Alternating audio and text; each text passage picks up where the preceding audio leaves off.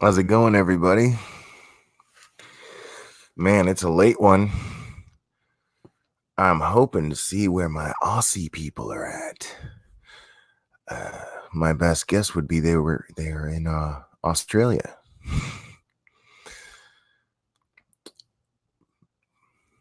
Doodlebug, what is up? You missed the last two because you fell asleep, and it's 3:30 in the morning, and you're here. That's impressive. Ian Ellis, LLC, Diane in Pennsylvania. Yeah.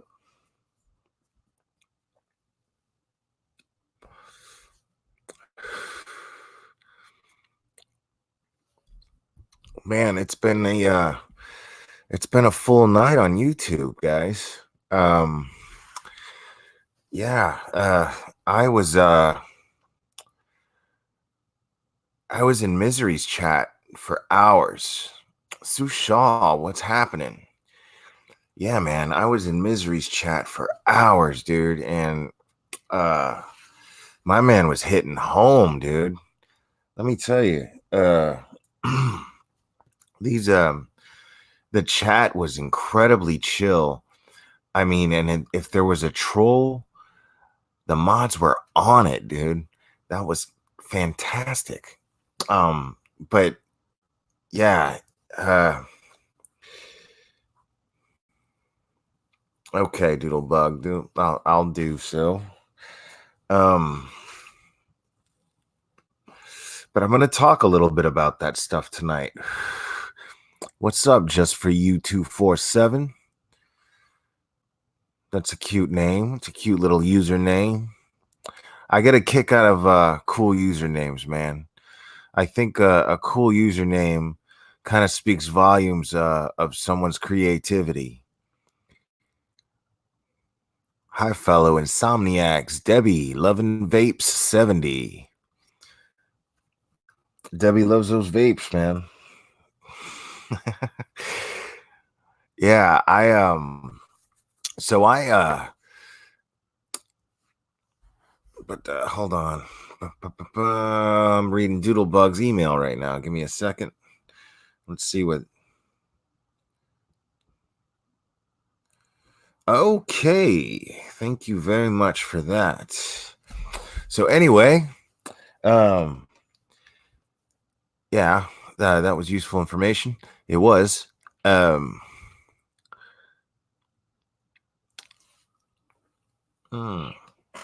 Did I ever see the documentary on Misery? No, I did not. But I'll tell you what though. I'll tell you what.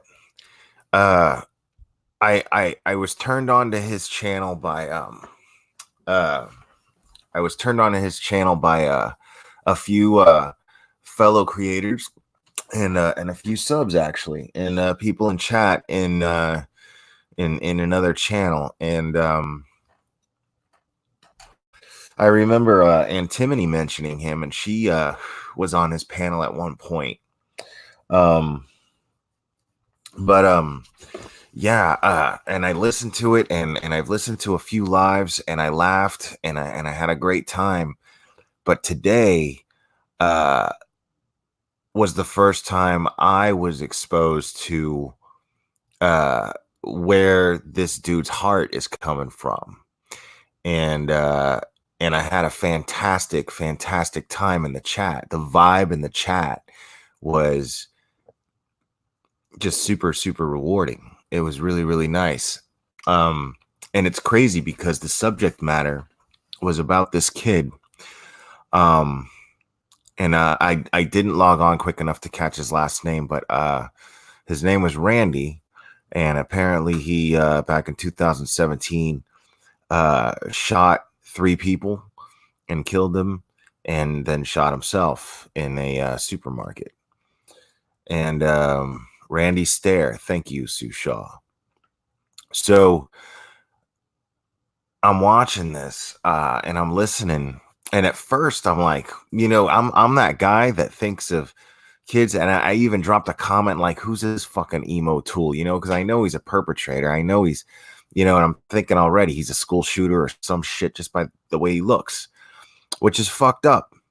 But I mean, it's understandable, I would imagine, and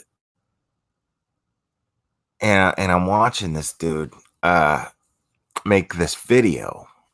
Misery plays this video of this kid. He's 24 at the time, and it's literally, I think, minutes before he goes into a grocery store and murders people and then takes his own life. And I was not only was I what did I go from feeling like, hey, this fuck that kid, you know what I'm saying? Because I get, we all know what this channel's about, and I get depression, and I get anxiety. What's up, Yolanda? I understand depression, I understand anxiety because I struggle with it every day. um and one thing I noticed was in that chat, there was a lot of people that, in the chat alone, that was mind-blowing.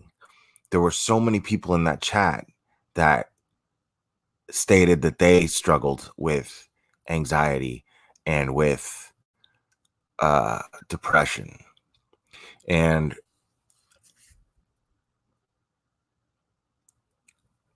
thanks, Doodlebug. And that was, not only it was touching because I felt like I was in good company, and I was commenting, and people were commenting, and we were all just kind of in this very similar place together, and listening to this kid.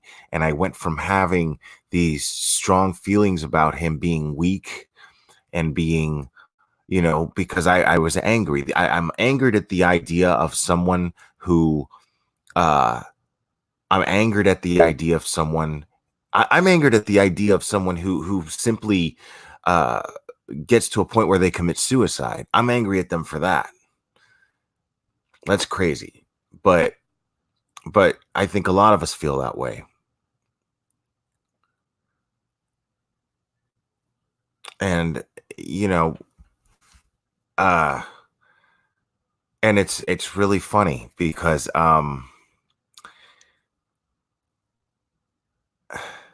I yeah, I went from feeling like, fuck this kid, he murdered people, he took the coward's way out, and he took people with him. How dare he? And absolutely, I still feel that way, and I don't feel any different about that. But I don't have the same anger that I had uh going into it, after watching his video, and after the way Misery explained and out loud empathized with him. Uh, and he was doing it in a very sincere way. And if he wasn't, he was extremely convincing. But regardless, it's one of those things where you see being a YouTube creator in action as an art form. Because this man, what he was doing was, even whether he meant it or not, he got you. If you were listening to that and you were watching this kid's video, he got you seeing his side of things.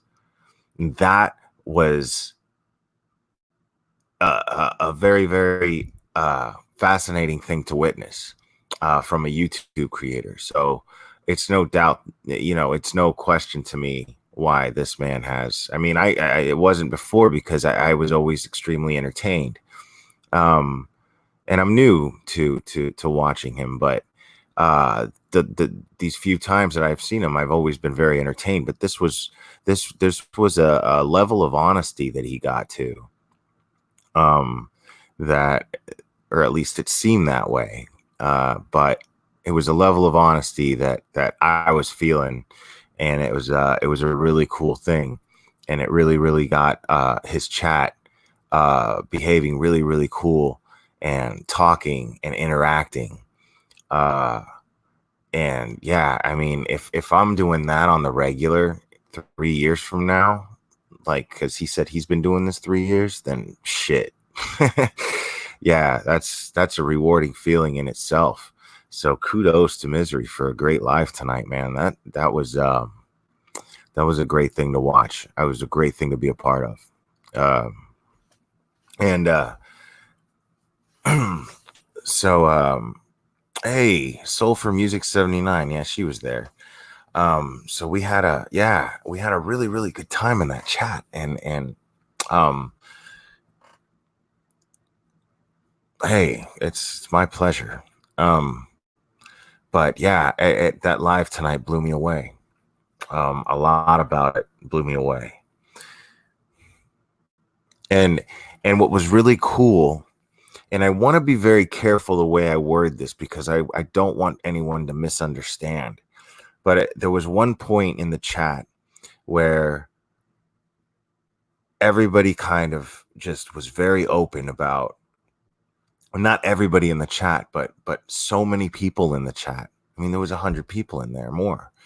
And there was a good amount of people that were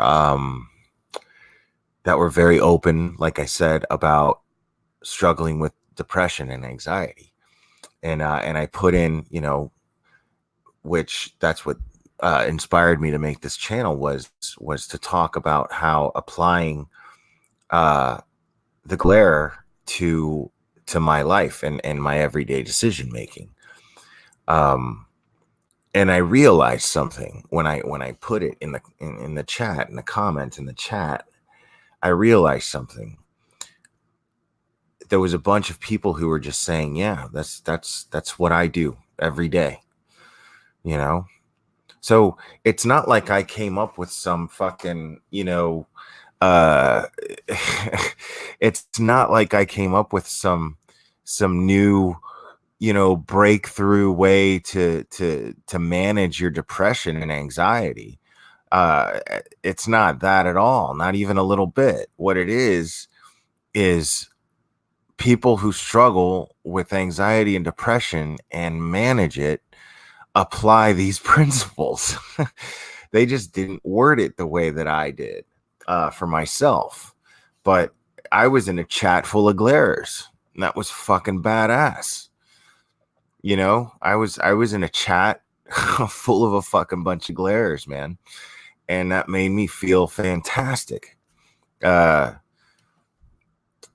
hold on, I'll drop a link to his channel in the chat real quick.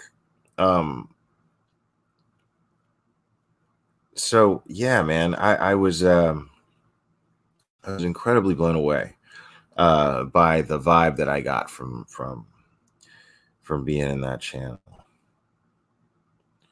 So okay.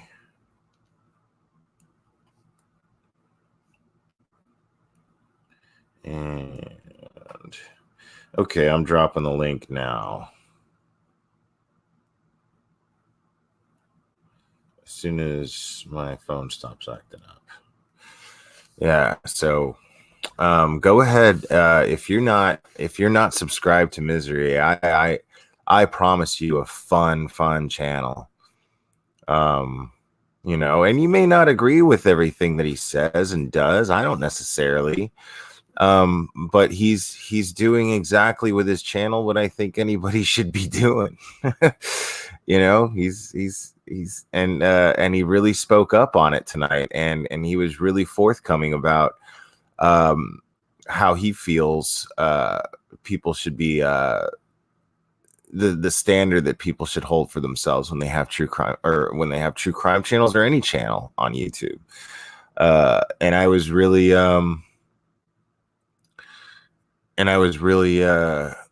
into listening to him break down this video and talk about everything that was going on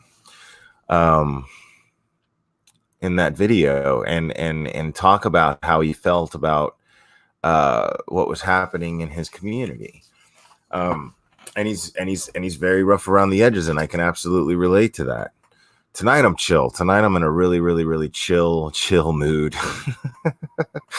um, so yeah, I got a little fired up last night, and I had fun doing it for sure. But this is, this is a middle of the night. This is middle of the night, almost time for bed. Very chill will. So,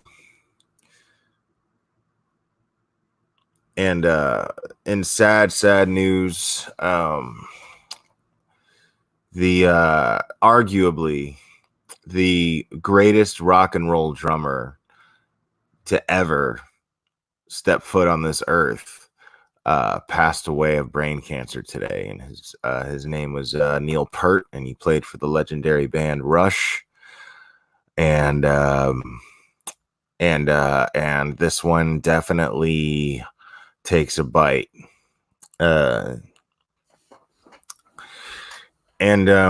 I mean, whether you're a Rush fan or not, I mean, you've got to give this man the props that he deserves as far as what he's accomplished in his career. And you want to talk about somebody who inspires. This guy is the standard for rock and roll drummers for most of them. When you ask someone when you ask someone who they think the greatest drummer of all time is, and they elaborate on their answer, they may not say it was Neil Peart, but his name will be mentioned. That is a guarantee. Neil Peart's name will be mentioned if you ask someone who's a fan of rock and roll who the greatest drummer in rock and roll of all time was. And this man, when you look at his drum kit now, I've got a lot of learning to do on StreamYard here, so like eventually I'll be able to post pictures and stuff. I really wish I could do that, but his drum kit, if you look at an aerial shot of it, looking down, his drum kit, he's just surrounded by, and it's all around him. So he has to sit on a swivel stool and he just goes and he uses all of it. He is 360 degrees surrounded by toms and cymbals and triangles and snares, and I don't even know how many kick drums he uses. I mean, he's got 2 feet. He can only use a double kick pedal, but I mean, unless he's figured out a way to kind of, because I know my old drummer had a rig where he had a second pedal next to his hi-hat pedal that you open and close. So he had an extra pedal there, and it had like this weird like lever thing that went across, so it controlled a second thing to hit the kick drum, so he could do double, because we played heavy rock. He would only use it for fills and shit like that. But yeah, I mean, Neil Peart's drum kit it's incredible. I mean, to think that a human being was capable of doing to those things what he did. Yeah. Yes, they're Canadian, Doodlebug. What's up, Mignon? Eric G. Yeah, Keith Moon. Keith Moon didn't even know how to play drums when he joined the Who. That shit is fantastic. That's an incredible, incredible thing.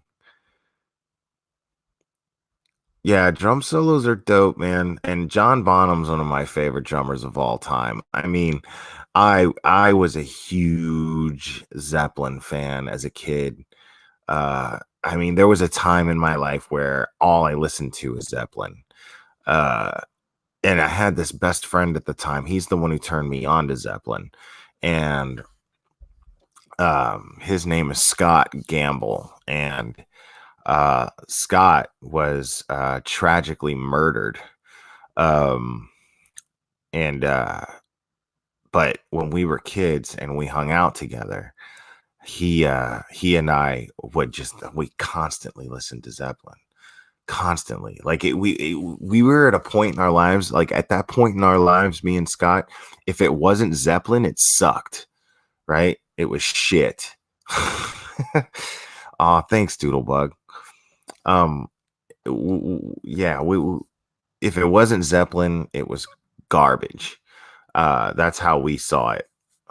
But eating a lot of acid and listening to the same band will do that to you. You'll experience the music, and so you hear anything else, and it's just like it's not the same. So this had this effect on us for years. But yeah, Scott was one of my best friends. This is actually what kind of got me into following true crime, was this happening to him and trying to understand it. Um, but Scott, when Scott and I were kids, I'll tell you all about that. When Scott and I were kids, um, we lived in the same area, but we had very similar home lives, and and I was a shithead, but at some point my mom was just like, I don't know what to fucking do with you, so you got to get the fuck out. And Scott and I were homeless. And he had a girlfriend, and she hung out on the streets with us. And it was real chill and easy. It was me, him, her, and on occasions this guy named Steve. And he's one of my best friends too back then. But we just got into shit, but we were living on the street, and the cool thing was Scott had a job. Scott had a job at Subway, and this was like 91, 92. And Scott had a job at Subway, and he was the closer, and it was open late nights, right? Hey, what's up, Amy? And um it would he was the closing manager, and this was before everybody had computers. This is like 91, and this is before everybody was using computers to do their P&Ls and all that sort of shit, and he had to do all that shit at night. And it was handwritten in books, so he knew how to work the books to be able to steal from the register and never ever get caught. And he took a lot of money from the register. And we would just hang out there with him all night. So once they closed at like 3, we would just wander the streets, but we had money for drugs, and we had money for food, and we ate at Subway anyway. So we just wandered the streets, and we slept on rooftops, and it was hard, but it was also probably one of the best times of my life. That's the time where I learned about loyalty, and that's the time where I learned about true friendship. Scott was the kind of guy that there were times, because his girlfriend, she and she's a very private person, so I don't want to mention her name on here, but we're still good friends. And she sometimes was able to have a place to sleep, and Scott would be allowed to go with her, but there were times where I had nowhere to go, and Scott would give up that place to sleep for that night just to make sure that I wasn't alone, because I was a lot smaller when I was 16. I was a small kid, so they all had this very protective instinct about them when it came to me, and I saw that, and I didn't feel like I ever really had that.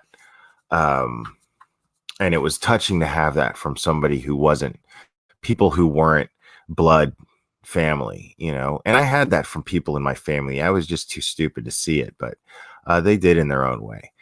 And but this was just an experience that was I would never replace it with anything. You know, it was so tough, and we were fucking practically starving, and but we were, I mean, we did all kinds of psychedelic drugs. We did all kinds of drugs, and we were just partying all the time. I mean, when you look at it and you think about 16-year-olds doing this shit, and you're like, man, that's so sad. It's so terrible. But I mean, yeah, it's a sad and terrible thing. But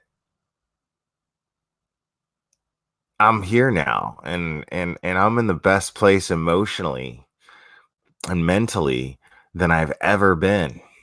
And I'm genuinely happy. So having experienced that with that guy was easily one of the best times of my life, one of the most beneficial times of my life. And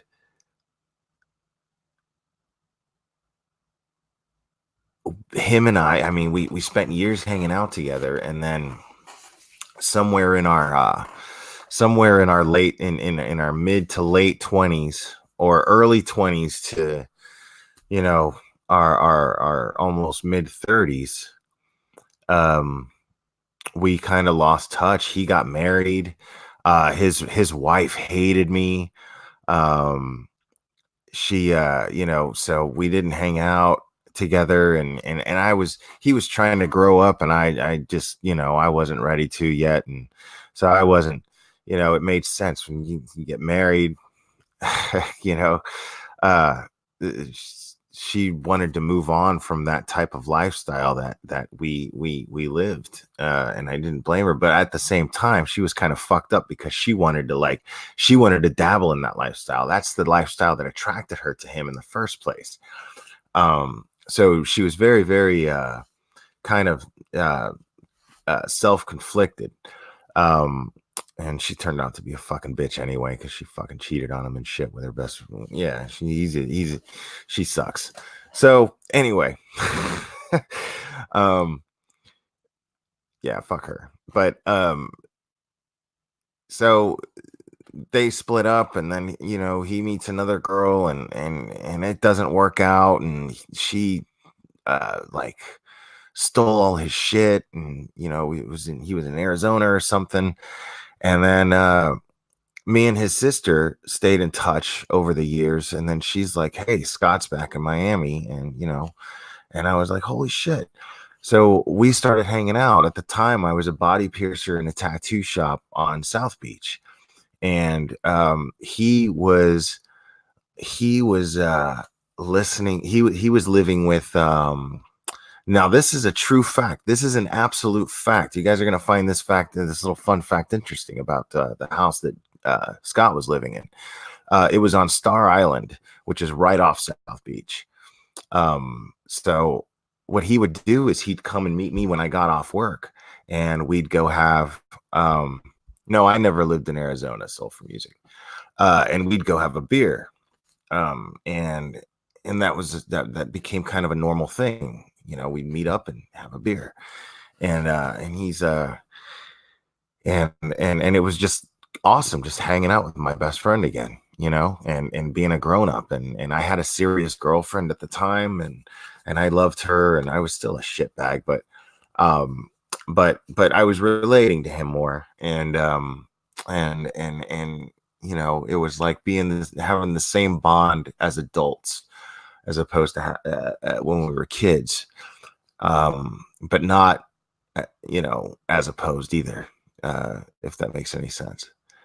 But Scott ended up he ended up somehow, I guess, because of his situation and what happened to him in Arizona, his stepfather, uh, I mean, was a stepfather at one point, and his name is Joe. And Joe has a house on, or had a house on Star Island at the time. And Star Island is Star Island for a reason, because it's where all the richest celebrities in Miami have a house and live. So Gloria Estefan, Rosie O'Donnell, Miami Heat players, a bunch of different people. And fun fact about that house that Scott lived in for that period of time was the house that was used in Scarface. The White House with the pillars and this, yeah, that's the house. So Scott got lucky, I mean, it turned out that he had this person in his family, and he had a half brother uh from that guy. And him and his half brother Jake, they were really, really tight, and they would go fishing. Um and they would use Joe's boat, and Joe's boat is called the Joe Cool, or was called the Joe Cool. And Scott and Jake would take this boat regularly, and they would do deep sea fishing, and they would win competitions all the time. They were just really good at that shit. And uh and Scott, when we were kids, Scott was the kind of guy that was just like, we lived in this area called Miami Lakes, right? And when we were kids, we lived in this area called Miami Lakes, and we wandered the streets of Miami Lakes, slept on the rooftops of Miami Lakes, and just wandered all day long until Scott had to go to work. And then, but there were these fountains, like tile fountains in Miami Lakes, and Scott would like get them wet, because they were, it's hard to explain, but he would get a running start and slide across them. I mean, and any slip, he would fall either on his ass or into the fountain. But he never did, and it was crazy. Like there was this bridge going across a pond, like a big pond, and there was a bridge going across it, and we would all stand on that bridge and hang out on that bridge and smoke weed and do whatever. And Scott would get a running start and run across the rail of the bridge all the way to the other end and never fall into the pond. Like, I've never seen anybody with balance like this. Um, and he just always, he found ways to entertain himself. Like he always knew like what which pieces of grass to pick up that you can make noise with, and he just, yeah, he was such a Florida kid, you know just the Florida kid who spent all his time playing outside somehow as a kid. He hated movies. I love movies. He hated movies. He never watched movies. But uh fast forward back to when we're grown-ups, and he's living on Star Island. Um One night, out of the blue, Amy calls me up, his sister, and she says, Scott's missing. And I said, what do you mean Scott's missing? She's like, well, he supposedly gave someone a ride to Bimini in the boat. Him and Jake uh, gave somebody a ride to Bimini in the boat, and they've been gone for way too long. They were supposed to come pretty much right back. And a boat ride to Bimini is nothing. It's like an hour, from Miami, or it's like 2 hours or something like that. I can't remember exactly, but um, he it I'm sitting there and I'm like, Amy, of course I'm always the hopeful one, and I'm like, Amy, don't go thinking the worst. He's fine. I'm sure he's with Jake, right? She's like, yeah. And I'm like, dude, they fucking parked the boat in Bimini and they're partying. You told me that this guy paid them to give him a ride. Then that's probably what they're doing. They probably got a bunch of money and they're going to get wasted and have a good time in Bimini. Like, why wouldn't they do that? So, um, she's like, no, that's not what this is. That's not what this is. And I'm like convinced because I know Scott. And I'm like, dude, why not? You know? Um, so I I'm sitting there and I'm trying to talk her on the phone, telling her, you know, hey, just chill out, you know, stop thinking the worst, stop thinking the worst. And she's like, you don't understand. I've got a feeling, blah, blah, blah. And I'm like, all right. And then I'm like, well, if he doesn't call back in an hour or whatever, she's like, no, no, no, hold on. She's like, I'm gonna call you on three-way with the Coast Guard because I've been talking to the Coast Guard. And then the Coast Guard's like, yes, ma'am. And I was listening to the call on three-way, and the Coast Guard's like, yes, ma'am, we're looking for him. We're looking for the boat. We still haven't seen it. The water's calm and everything, but everybody's out looking for this boat right now. We're keeping our eye out for it. So the Coast Guard was actually taking it really, really seriously.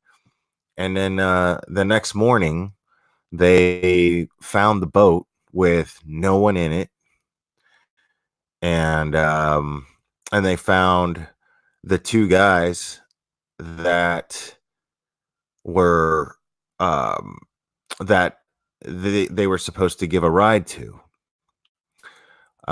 Hey, Jeremy! Wow, that's crazy that Jeremy's here. Jeremy, I'm actually telling them about Scott Gamble. So Scott or Jeremy knew Scott as well. Jeremy's also one of my best friends growing up, but they didn't really hang out together. Um, yeah, I am talking about Scott, Jeremy. So they find the boat and nobody's on it, but they find a dinghy that was connected to the boat with the two people that Scott and Jake and Jake's wife and a ship hand, a friend of theirs. I can't remember his name, unfortunately, and I feel bad about that. But uh, so all four of them were they were not to be seen on the boat. And holy shit, really, Jeremy? That's crazy. Um, that's crazy. Uh, so um, so Scott um ended up what ended up happening was Amy calls me up and tells me this, and I'm freaking out at this point. I'm like, holy shit, what's happening? And then what eventually it turned out that happened was these two guys, one of them was named Kirby. I can't remember his last name. His last name doesn't ring a bell. I can't remember it. His first name was Kirby, and there was another guy, and I want to remember. Zambora. I think his last name was Zambora. Um, and or Zamora maybe. I don't know. But Kirby was an older guy. Apparently, Kirby worked for a Target. I think it was a Target, maybe a Walmart, but I think it was a Target. And Kirby stole the deposit. He was a manager for Target or Walmart. He stole the night deposit and ran off with who he thought was his boyfriend or whatever. And this kid was about half his age, but legal at the time. But apparently they've had a sexual relationship since the younger dude was a child. And they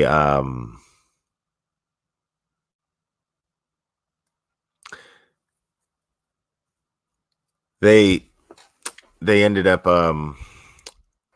asking when this guy stole the deposit, he ended up getting to South Beach. I think he was in New Mexico too. I can't even remember where he stole the money from, but I mean, it was a national story. You can look it up. It's known as the Joe Cool murders.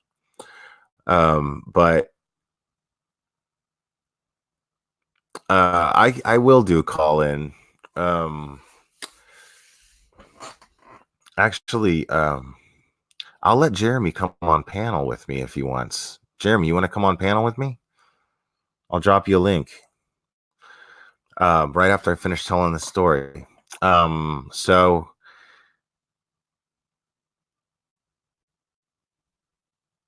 uh, so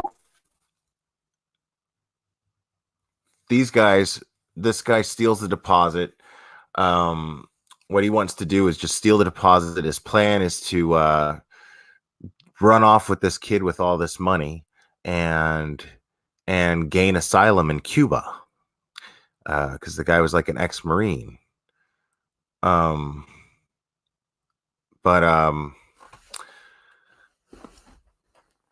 so this guy was an ex-Marine or whatever, and I guess while he was a Marine or something, or in the Army, I'm not sure, he had a relationship with this kid, and this kid was underage, a child actually, and then I guess they were supposedly in love, or they thought they were in love, and plan is to steal this money, get asylum in Cuba, and part of that plan was to offer money to Scott and Jake to give them a ride to Bimini, but while they're out in the open ocean, to uh, steal the boat, kill everyone and steal the boat. And so what they ended up doing was shooting everyone. And the story that and the confession of one of them, I've never looked into this case the way that it's really weird. I've never looked into this case like I've looked at other, like any other true crime case. It's the weirdest thing. I never ever like looked deep into um the trial or the discovery or their investigation or the confessions, or you know, so one of them rolls over on the other one, um but yeah, he the plan was to kill everyone, and the way they one of them tells a story in the confession was that he shot I think it was Jake's wife, uh and had someone throw him overboard, or throw her overboard. And the way that he described Scott dying was that he shot Jake. The guy shot Jake and then instructed Scott to throw his body overboard, and Scott refused to, and then he shot him right there because he refused to throw his brother's body overboard. So basically, these idiots fucking steal this. They try to steal the boat. Once they kill everybody and throw everybody off the fucking boat, they can't figure out how to drive the fucking boat. So these dickheads think they're gonna fucking paddle to fucking Cuba in a dinghy, and Coast Guard catches them, and the younger kid rolls over on the other guy, gets less time, and says it's all him. He shot everybody. He's the one that brought the gun, blah, blah, blah. And that's all it is. I mean, it's not like a crazy, it's not like, you know, too interesting of a media frenzy murder case that we normally follow, but it was for a second. It got a lot of coverage. They did stories of it on like Investigation Discovery and, you know, whatever. And Amy was on there.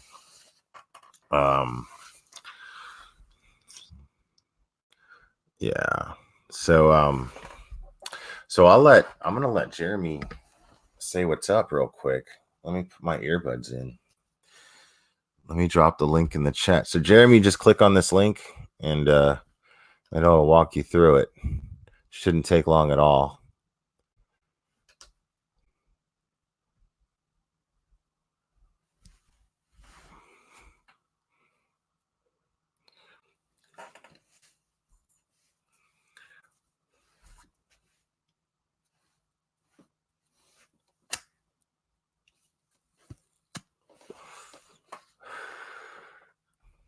But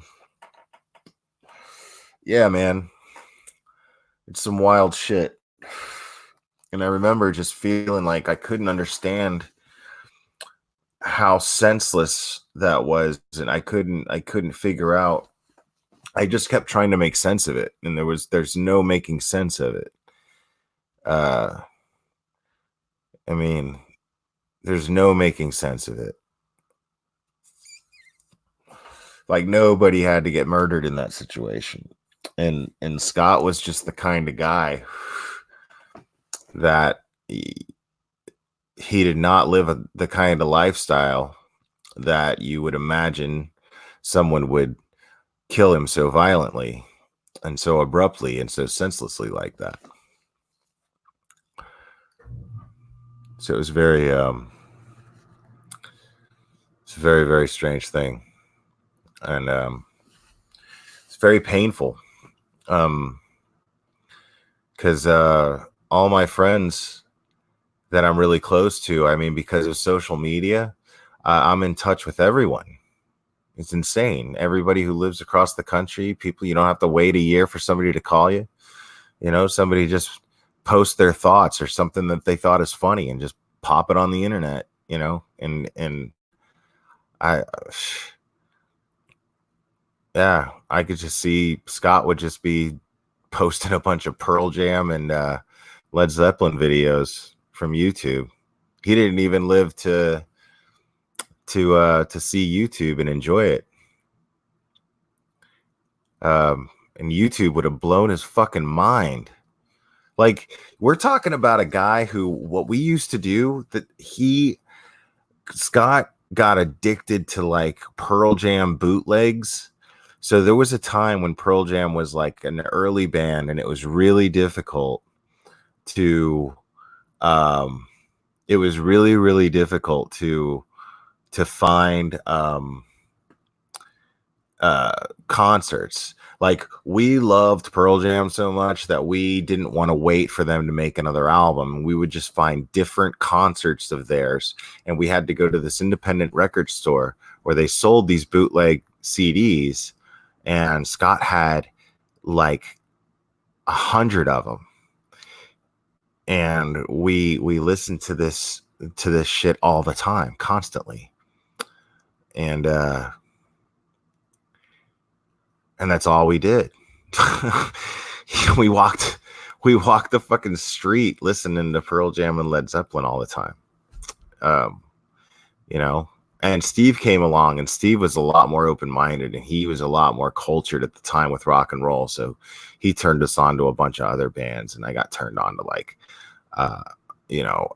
Mudhoney and Melvins, and, you know, early Nirvana, like Bleach.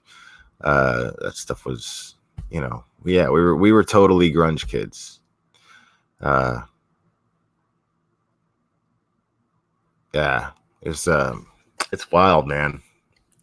It's a wild thing to imagine what Scott would be like right now. And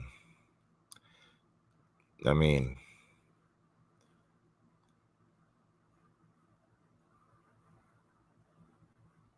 yeah. I mean, Scott was the chillest dude in the world. It keeps telling you you're blocked. How are you blocked? That can't be. Let me see. No, that can't be right. Hold on, let me look here.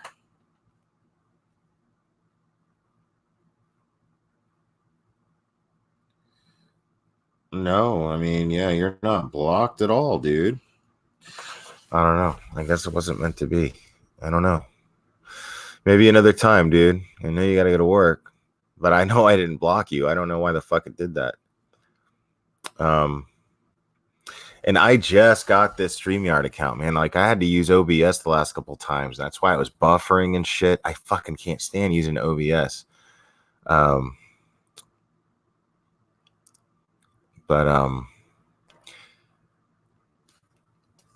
yeah. So yeah, I don't even know what got me talking about Scott. But yeah, it'd be weird.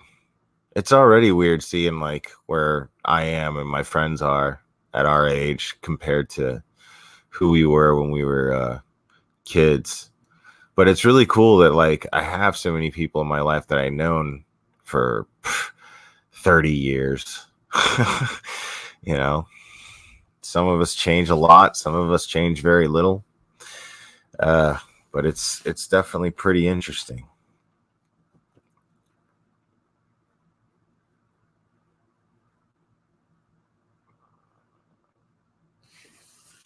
All right, Soul for Music. Let's see.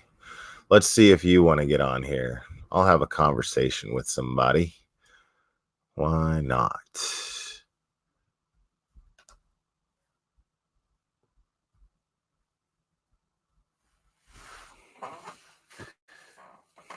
All right. So there's the link again, Soul for Music.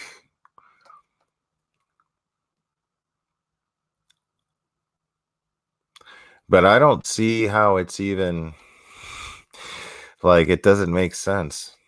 I mean, I hope it's not because I had to pay for this StreamYard, this version of StreamYard to work. That's why I got my little logo up there in the fucking. It's not even mine. Somebody's gonna find that shit, and it's somebody else made that shit. I found that shit randomly on the internet. Somebody's gonna be like, "What the fuck? That's mine." But yeah, it's technically, you know, my logo that's up there, and I got the banner and the email going all the way across the screen the whole time. Oh, there she is. Soul for Music. Let's see. Hey. What's up? What's up? Can everybody hear Soul for Music? I can hear you fine. Cool. So it's working. Yeah, right on. You should try again, because I mean, if he can, because I can hop on. Well, it's not even. Well, he doesn't even have time. He said he only had like a minute because he had to go to work. Yeah. That's right. That's right. I mean, I'll chat you up if you want to talk. I mean, I don't. Whatever. There he is. Hold on. Oh, is he coming in? He's coming in. What's up, homie? Hey. Cool. What's up, guys? Hello, everybody. Hey, mute. I'll mute. Now, if you guys think I have a soothing voice for this type of thing, you need to listen to Jeremy. Jeremy should start his own channel. Yeah, I know what you mean. Hey,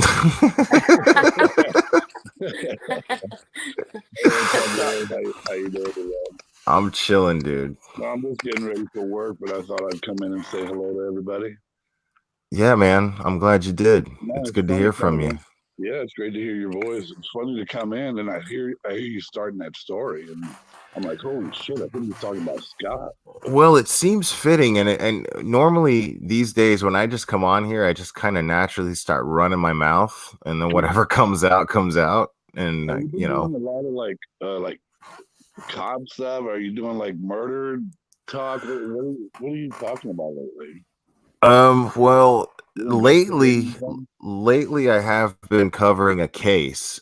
Sometimes I do true crime, but this isn't like strictly a true crime channel. I just kind of do whatever the fuck I want here. Yeah. But that's good. That's good.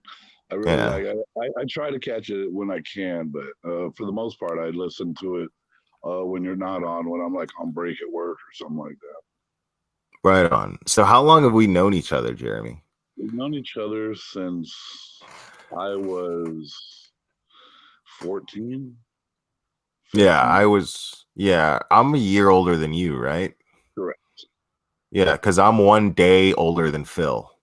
Correct. You guys turned 44, and then I turned 44. That's right. Yeah, you just turned 44. Okay. Yeah. I did. So yeah. So Yeah, that's so we're looking fucking at crazy. That's literally 30 like years, dude. 30 years, dude. That's literally 30 years. Oh shit! Way too long to know somebody. Yeah, dude. And like, we've always been pretty tight. Well, I'm So glad guys, fun fact also, Jeremy is my very first roommate. When I first lived out on my own and had an apartment. G310. G310, dude. I like that book. It was me, Jeremy, and Phil. And how did you end up with the master bedroom, Jeremy? We played War. No, we played 21. No, didn't we play War? The We winner played of War 21. gets the room. No, we played 21. We My played memory, blackjack. It was like my 2 out of memory is 3 War. I think blackjack my memory hands. is War. That's because you're fucking insane. Still, I am fucking insane. Yeah. But I did get the master bedroom. That's right. You did get the master bedroom. Remember that time we sat in a doorway? Yeah. So so there was one time where me and Jeremy we were just chilling at a pool, and then these fucking roid head dudes fucking jumped over the fence and jumped us and beat everybody with maglite flashlights, right? Jeremy got cracked over the head. He was just sitting there playing guitar, chilling, dude. Like, and I told the guy too, because I kept blocking his punches. I looked at him like, dude, you're so fucking lucky I'm drunk. Because he couldn't hit me anymore now that I was looking. And finally he ran away, and then I'm like, fucking bastard. Vince, if I ever catch that motherfucker. fucking Vince. Yeah. Pussy. But yeah, go on. I'm sorry. I didn't mean to cut you off. So no, I mean you were there, dude. So like, yeah, and I saw somebody hit Jeremy, and I ran over there to help him. And then that dude like heard me coming and turned around. He's like, "You want some too? You want some too?" And cracked me across the jaw with the flashlight. Right now, you haven't experienced pain until you've had your jaw broken with the maglite flashlight, people. I'm telling you right now, it is not. I don't recommend it. You know, I I can only, getting drunk when your jaw is wired shut. dude, that's all I ever did. I spent that whole time drunk. I mean, we were blending steak for you. I would blend McDonald's. I would blend like McDonald's and Doritos and cream of potato soup, and I had my jaw wired shut, and I would drink. It was awesome. Yeah. I wish, I'm glad that when we were younger, there weren't phones for, nostalgia, but I wish someone had video of us in the bathroom that day, being that big old knife stuck in your mouth. That's right. I got so drunk I started to puke, but my jaw was wired shut, and everybody was worried I was gonna choke on it, right? So fucking Jeremy goes, we're like, we're gonna cut the wires off. Fuck it, and then you just get it redone or whatever. And so he goes with pliers, and he's sitting there trying to cut them off, and he got one. He got one, but he was sitting there twisting. It was the most painful fucking experience ever. And then a big old double-bladed knife. But dude, but then when I went and got the fucking the things actually cut off, right? The guy had this tiniest little set of fucking little snippet. And he was like, snip, snip, snip, snip, snip, snip. And he fucking just came right off. And I was like, dude, I had to tell the guy, I was like, listen, dude. One time, he was like, because what happened to this one? I'm like, this one time, dude, this guy had the biggest fucking shit thing of wire cutters, and he couldn't fucking get even. It took him forever just to get that one. And here you come with this little tool, and it's like snip, snip, snip. So yeah, that was funny. Oh yeah, no, the stories we could tell. I'm gonna write that book, I swear. Yeah, we were nice and stupid back then. Yeah, absolutely. Well, I do have to get ready, but I just want to say hello to everybody. I try to catch your show when I can, Willie, and I do love listening to you. Oh, thanks, man. And there's no set time, man. Like I just kind I of know come that's on when what when most I of come them. I'll be on. like, I'm at work. I come out for a 15-minute break, and I see you get on. I'm like, I fuck don't it, get paid it's for this fine. shit. You know what I'm It's saying? Like I just do this for shits and giggles. I don't get paid for it or nothing. Yeah, right on, man. But I No, mean, well, I am monetized now, so that doesn't really count. I mean, I get like 30 cents maybe for a live stream. yeah, But fuck it. Hey, 30 cents, man. It works. yeah. And, Right on. But hello to all your fans, your followers, and they're just friends, man. They're friends. right on. That's what I call them. That's how I see them. Yeah, we'll try to get a hold of you on my day off and see what we can do. Right on, Also, man. I wanted to mention, since I haven't talked to you, I want to make sure that you and I do go see Bill and Ted. Oh, that's happening. Yeah. So listen, guys, real quick, Jeremy. Real quick before I go. Jeremy and I, that's how Jeremy and I actually connected as friends. Like, you know how you have that first conversation with somebody when you start to become friends with them and you're just like have this thing in common and you're just like, oh man, cool. Yeah, dude. Yeah. And you just have that exchange. We had that. Bill and Ted was that thing for us. We were just all into the Bill and Ted movies. And we dressed up like Bill and Ted at one point. Yeah. Now I'm not doing that this time. No, but, me neither. I'm not doing that. We gotta go see it. Yeah. Yeah. Well, all right, I'm dude. gonna go. I love you. Hello to everyone. Good night to everybody, or good morning, and I will talk to you soon, buddy. All right, love you, brother. All right, man. Yeah. So that's Jeremy, aka JR, aka Germ. That was cool. It was nice to hear that. It have was friends nice like to that. have that conversation with him.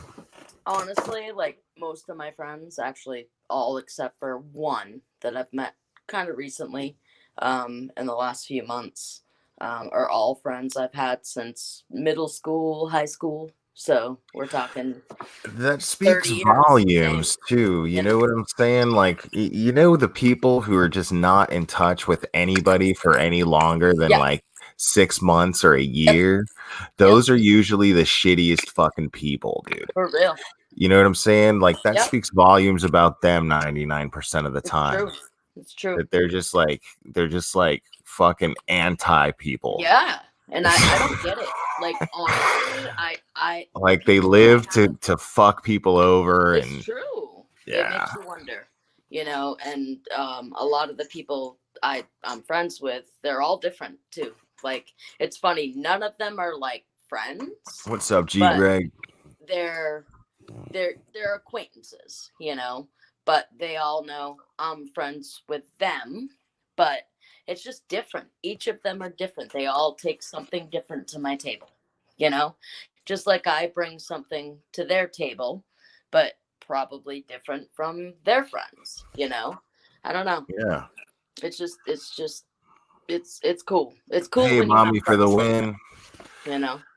Yeah, absolutely. What's up, mommy for the win? What's up, G Greg? So have you been following the Heidi Broussard case closely? Yeah, I as closely as I can, you know. I pretty much watch you, and I've seen a couple other things, but I think you're the one who's been keeping me up to date on shit. Oh, right on. I'm not very active on YouTube well, it's me as I used to be, but it's me and Danielle from Real Massacre Talk. I want to make it abundantly clear that anything that I find out comes from her and her researchers.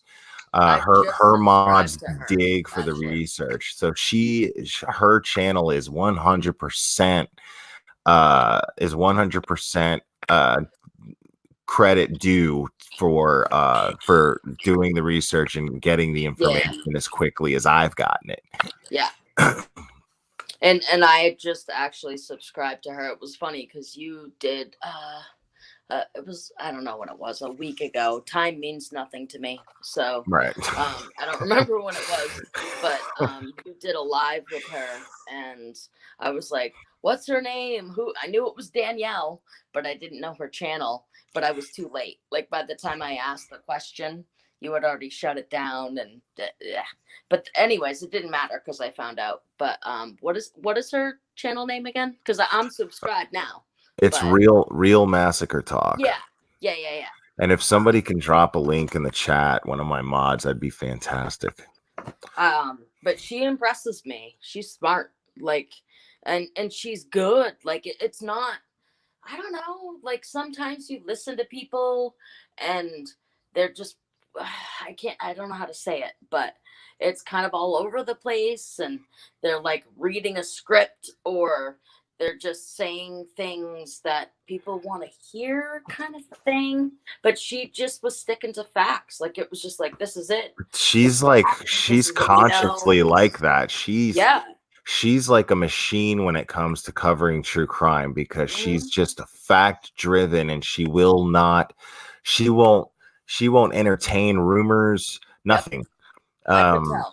I mean, like I got that if you vibe. go into her Facebook group and the way that she runs her Facebook groups, she's like, hey, speculation's cool, Yeah. but make sure you're getting facts Make it before you clear that start. it's, well, Because and we if you're all do it. speculating on a rumor, what you're doing is you're Right. snowballing that rumor, Right. And at and least say that's irresponsible.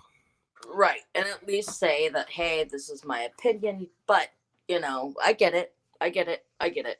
I mean, Right. I've kind of had my opinions on certain things, but it doesn't matter, like to each their own. Everybody handles things differently, I and I mean, the think thing that hindsight's 2020. yeah, I Like, think the thing that we have to remember most is, yep, we can't forget the fact that none of us here are fucking professionals at right, anything. right.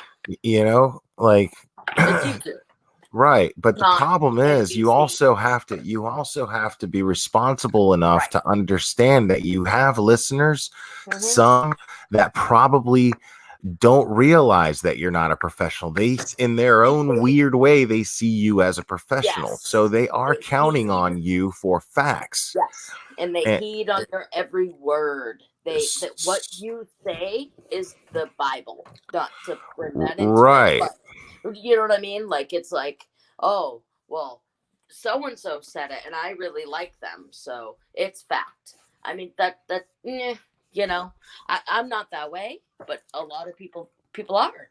I mean, they look here, like say if you were to come on here and be like, well, I think I don't know. We'll just pick some Misery. I think he sucks. Like, let's just really. say you said that. No, no, no, no. Oh, I I'm was. just Oh, saying, that's like, right. let's Yeah, just because say you were in you his said. chat. I was like, "What are you talking about? That shit was No, great." no, no, no. Let's Yeah, just yeah. say I think he's great. I honestly, it was the first time I Good night, listened to him. Carla I thought D. he was amazing. Right. But let's just say you said that. Like, there's people in your chat and your channel that subscribe who will hear that and go, "Oh, yeah, he's terrible," and they're gonna go with what you say just Right. because maybe they have an infatuation with you, or they think you're the gift of God. I don't know. Like, I don't know what people think. When I come on YouTube, I honestly, it's for me like a kind of an escape in a way, but it's also like I like the social interaction. Like, I like to talk to people, and I'm a chatter. If you can't tell, I haven't shut up since I unmuted myself. But like, I like to talk to people, but I'm not gonna sit here and listen to anybody say like, oh well, I think this, and go, well, oh, me too. And people do that. I mean, there are people who do, and it's unfortunate because I think it just is the way of the world. Like, we're all different, we all hear things different, and I don't know. I talk too much, so you can tell me to shut up. But No, yeah, I hear you. Yeah, I mean, my whole thing is, you if I could tell anybody anything, I mean, creators know what they should be doing and what they shouldn't be Right. doing. Like they know. Yeah.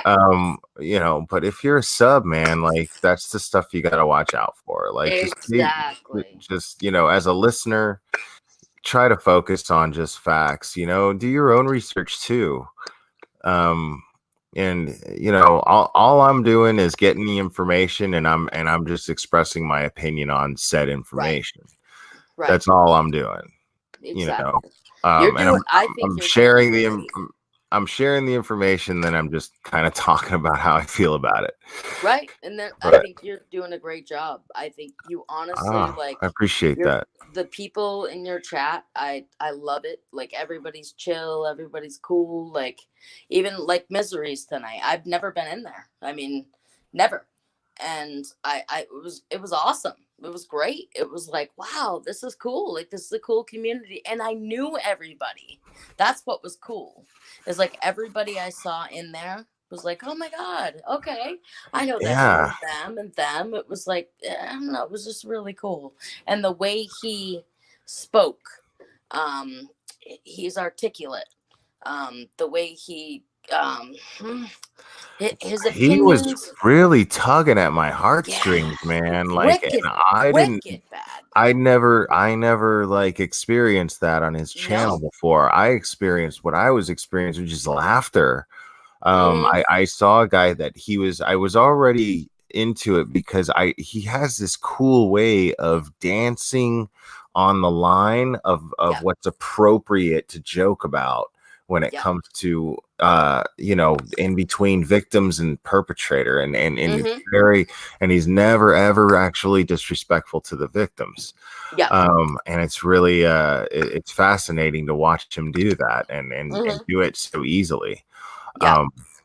Because it's hard. I have a hard time fighting. I mean, I can be funny when we're talking about certain cases, but I do that when I'm just simply talking about the person who is accused of what they're doing, and we all know that they're guilty. Like I'll shit on Chris Watts all day.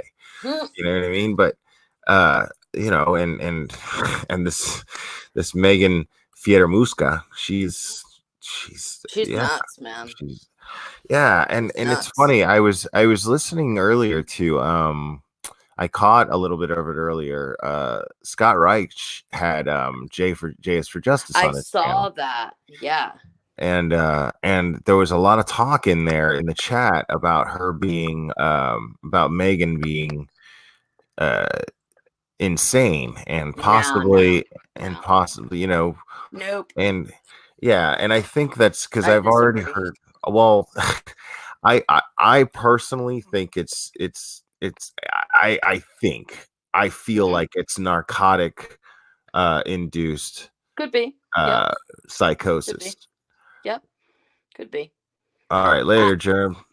Have a good night, brother.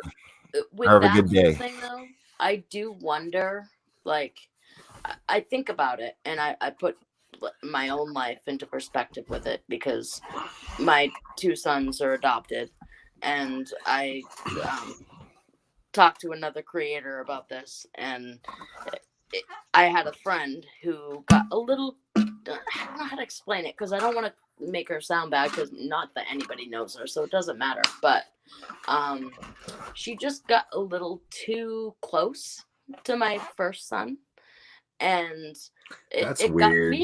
It got weird. It was like, why are you so into my kid? And it bothered me, because it's like, do you think because I adopted him that he's less mine and that he's up for the taking? Or you know what I'm saying, like emotionally? Or that's really strange. Does that make sense?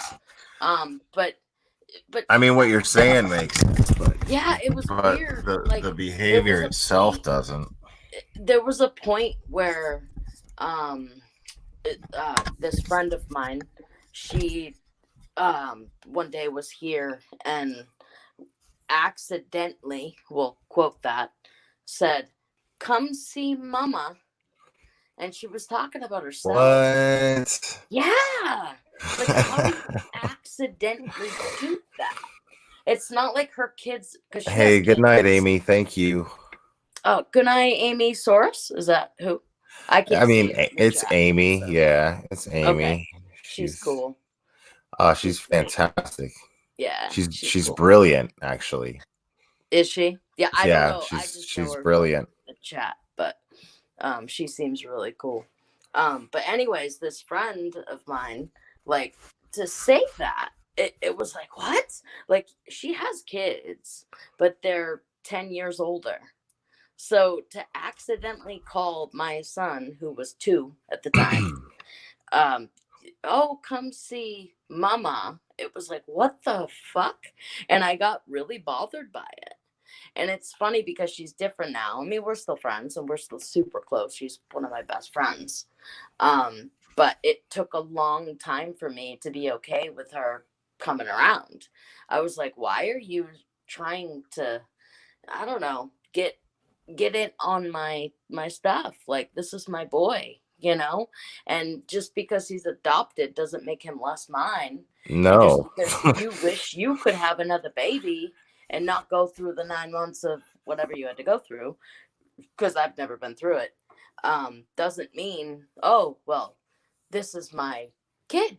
It was weird. It was really weird. And it's funny with So my go ahead. so what about I mean, with Megan, Hmm. what are your thoughts as Oh, far as like, so yeah, go. do you Sorry. think she worked alone? No, no, I don't. Um, I think it sounds like there's evidence that she didn't, right? I mean, it sounds like somebody else was in the car.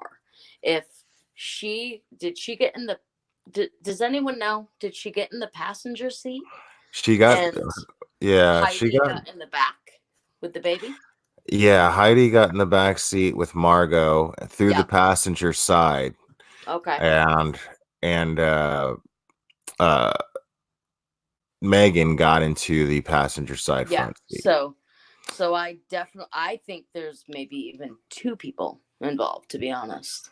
Right. I don't I I agree with you. don't That's where I know think the so. details, And but Shane I seems wouldn't. adamant about it too. He just Yeah. doesn't think it adds up in Heidi's even personality to work alone doing something like this. And Right. I'm but I got the impression that wasn't those words that convinced me. I got the Hmm. impression that he felt the need to say that, Yeah. and it's because I got the vibe from it, and I'm just speculating here. Hmm. Hmm. But I got the Just vibe stating your that opinion, which is I normal. I got the vibe that he was saying that based on the questions that law enforcement was probably asking him. Yes. Yep. I heard you say that on one of your lives, and I agree. Right. Like I definitely agree with that. Like his quotes and the Good Morning America thing. Right. Like you said, it did lead to that. Um that, and I mean, if she got into the passenger seat and Heidi, I mean, the thing that gets me the most is, why would she get in the car with the baby and just bring the baby with her in her arms? I'm assuming it's not like she put her in a car seat, right? I mean, we haven't heard Well, that. no, that's the whole point is, the question was, well, the car seat for the baby was still in the apartment. Right. Um, but uh, there's also the possibility that since uh, Megan was Uh-huh. claiming to be pregnant, Yeah. that there could have been a car seat in that car that they But put her in. but But the but the yeah. camera, the person who or the eyewitness says Yep. that, or at least in the affidavit, the eyewitness Yep. says that there wasn't enough time to put the Right. baby in the They car got in the seat car and from the went. time they drove Right. off. So to me, that sounds like she was threatened in the apartment, like, hey, you're coming now, or I'll kill you or the baby or whatever. Again, speculating opinion. Um, but if she didn't put that baby, I would never take my son, he's 4.5 months. So much older, I guess, if you look at the comparison. But I would never just carry him in my arms and sit in somebody's car Well, I mean, not and take much off. older, but Who? yeah. Right. But But who does that? yeah, It's well, not normal yeah, that's the thing is unless you're pregnant. that's what so many of us are struggling with right now is what were the circumstances to get her to Right. be able to get in that car with Margot and not put her in a car seat and drive out Exactly. of that complex Yep. onto that very busy I mean, street. she took the car seat into the house, which means when she went anywhere, she does like I do. She probably has a car seat where it clips. It like clicks in. Like you take it and it like clicks into place in your car. Like there's a little I don't know what you call it, a base. A base. But you take it and it just you pop it on and it clicks into place. So you don't have to take the baby in and out of the car when they're that little, because that's you shouldn't do that. You don't carry your baby outside. Nobody does that. Nobody takes their newborn, 3 weeks old, in their arms and what I don't care who you are. You don't Hold take your on. baby. I wanna sorry, Yeah. I don't mean to No. interrupt you. No. I want to address this comment here real Mm-hmm. quick. Mm-hmm. Since I'm live and I've Yeah. been covering the case. So yeah, today a rumor broke out that that the police have a minor in custody that Oh. it's said to be involved. And I want to go ahead and address that. So far, I don't know if it's true or not, but so far it is simply just a rumor. Yeah. There is no credible news source that came from. Uh, there's nothing at all that's credible to Do you know say. who said it, or was it just like a It random doesn't. It person? doesn't matter. It No, no, doesn't no. matter. I just mean like, was it like a post or a news? Well, So you know. there was a post claiming that there was a creator that started the rumor, Ah. which I think, I mean, it's irrelevant, but the point is that it is just a rumor. As far as we know so far, it's just a rumor. So I would not invest anything into that information. So uh there's yeah. Um I think that there's no reason if somebody else was in custody, even if it was a minor, because the big thing is that I keep seeing in the groups people talk about, they're saying, well, the reason why it hasn't gone public is because uh, you can't uh, put a minor's information out there, or put a minor's name out there publicly, which I think is a crock of shit. If it's a murder, you know, yeah, I think you can publicly say, hey, this, 16-year-old is now in police custody for murder. But there has not been a murder charge yet. We would know if there was a murder charge at this point.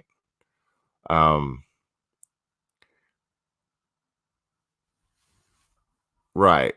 The police, exactly, mommy for the win. The police would at least say that, well, I mean, it could be a 16-year-old, mommy for the win.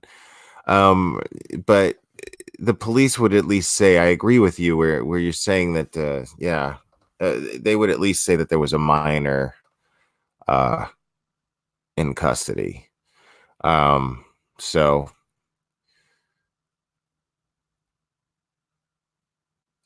G Greg, the minor in the States is under 18. Uh you're legally an adult generally uh once you hit 18. But you have to be 21 to drink alcohol. But you can be 18 to sell alcohol. Well, that's the thing, Susan Wells. I mean, it's going on 5 a.m. and I'm about to get off of here, but that's the thing is, um, I genuinely believe that the reason why there's not a murder, I mean, if you've got a body, you've got a murder. And if you've got a body that's already been identified as the missing victim, and you've already got uh the manner of death, and uh and the details of how she was kept, you've got a murder. And this is a uh there's only one explanation. I mean, one general explanation as to why you have someone in custody and you have a body under these circumstances and no murder charge. And to me, that is that there's someone else involved, and they're trying to play someone against the other, and they don't want to offer up any deals. So that's what I think. That's me speculating, but that's what makes most sense. That's what makes the most sense to me right now.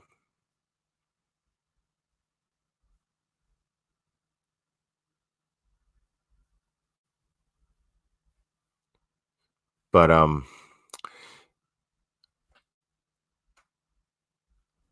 no, she was not pregnant when she died, but she had a 3-week-old infant with her when she disappeared. But the infant was recovered in good health and returned back to her father. But Heidi, the mother, was unfortunately murdered. She was strangled and put in a duffel bag and found in the trunk of Megan's car.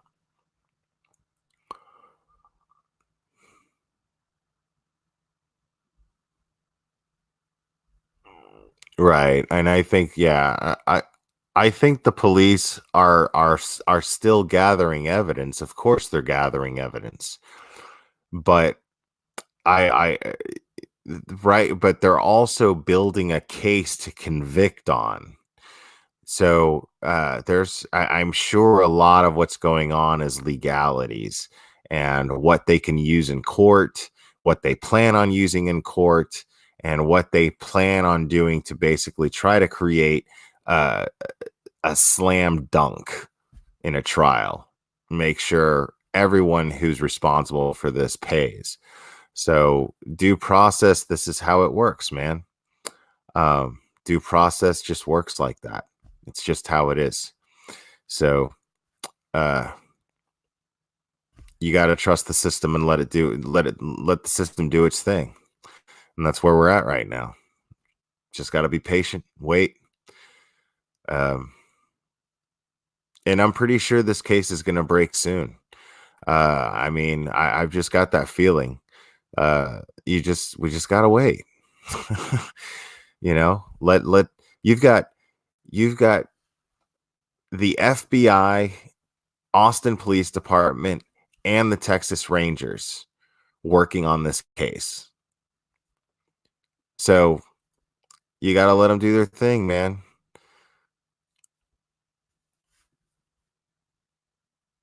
So I'm going to bring Soul for Music back on just for less than a minute. So yeah, you're back on, but I'm actually going to be going to bed. Because it is 5 a.m.